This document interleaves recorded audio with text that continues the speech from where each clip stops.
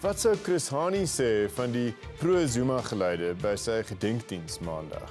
En is 'n vuurwapen op Solly Mapaila, tweede adjunkhoofsekretaris van die SAKP, gerig by die geleentheid? Mapaila is vanaand in die ateljee. Welcome to In Gesprek. Will the SACP instruct its MPs, or those MPs who are also members of the SACP, to vote in favour of the motion of no confidence when eventually it is tabled in Parliament? Well, we have asked that, we've taken a position as the SACP that first the President must step down for the many reasons of his gross misconduct. But with regard to those MPs specifically, they will follow the ANC process, although we've said to them they must think hard about the oath of office they've taken, which is an oath of allegiance to the Republic of South Africa, not to the party or the individual. And therefore they must consider, for instance, the reasons we have highlighted. One, being that he has effectively handed over the leadership of the country to a group outside the mandated political party by the electorate, the ANC. He's running it with his friends in the Guptas and others that we do not know. So they have to consider that issue very well, because that issue has donated our national sovereignty as a country.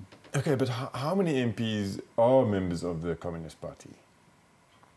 Well, we normally don't do that counting, really. Because, as you know, the core principle of the alliance is the dual membership.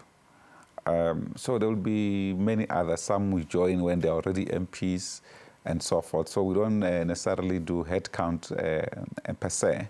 But of course, it's a sizable number. Because if it's a sizable number, then the fate of the president could be in the hands of you know, courageous SACP MPs who, by the sounds of things, have been instructed to vote according to ANC instruction, which is to vote against the motion. So you're saying that you're against the president's continued tenure and that he should step down, but at the same time, the SACP is not making it easy at all for your members to support the motion.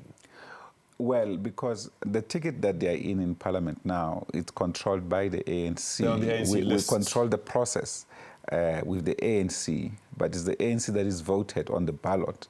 So the ultimate decision makers in this case will be the ANC. But what we are appealing to them is their conscience, because even in the days when we were fighting against the apartheid government, we were always committed to give up everything for the sake of our people. And we never paid allegiance to the party.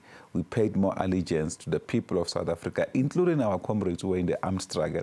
They never paid allegiance to the party, but more to the country and its people. Right, but your colleagues who are in cabinet are still in their positions, except for Mr. Hanekom and Mr. Gordon. The other SACP members who are Politburo members and Central Committee members are still in cabinet. Mr. Zokwana, Mr. Nesi, there are others. They've not resigned. They've not given up everything in the interest of the Republic.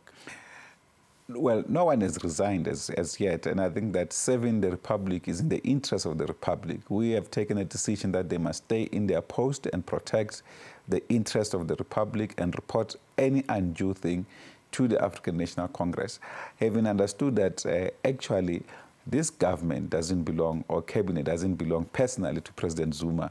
It's a collective that he only has the privilege of being appointed president, and therefore are using the prerogative right. And we felt that he has borrowed or poisoned the prerogative right. He has contaminated it. It's no longer what it's supposed to be. That is why we feel that they must stand guard until the ANC decide what must happen. But otherwise, at the moment, we are unhappy with his conduct in the manner that is driving our country to.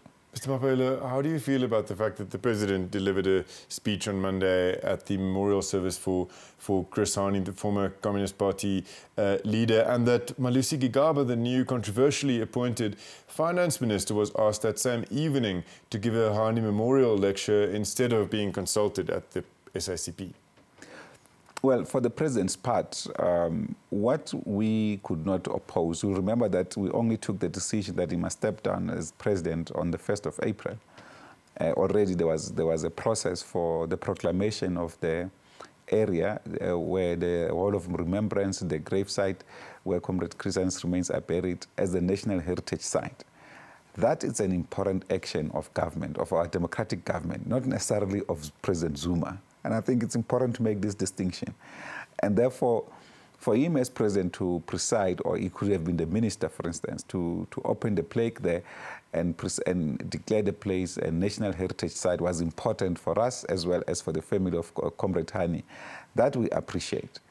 But to the extent that further, the appointment of the invitation of the Minister of Finance to deliver the memorial lecture of Chris Hani, we were not consulted about that. It was something that we feel that could have been handled differently by our comrades, particularly in the Ekurhuleni region. They are quite new into the system. They have not handled this matter before. Now, there was almost an explosive situation on Monday. Some video camera picked up a gentleman with a firearm apparently in the tent during the service.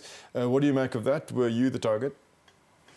Well, we've opened a case. I think our comrades believe that this was surely aimed at myself, but the Communist Party has opened a case today at the Elsbeck police station.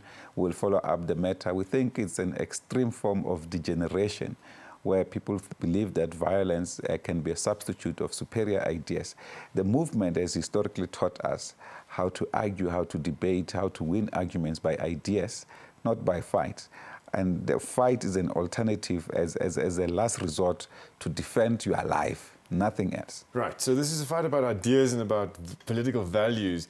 Why on earth do you think that getting rid of President Jacob Zuma will get rid of Zumaism in South Africa?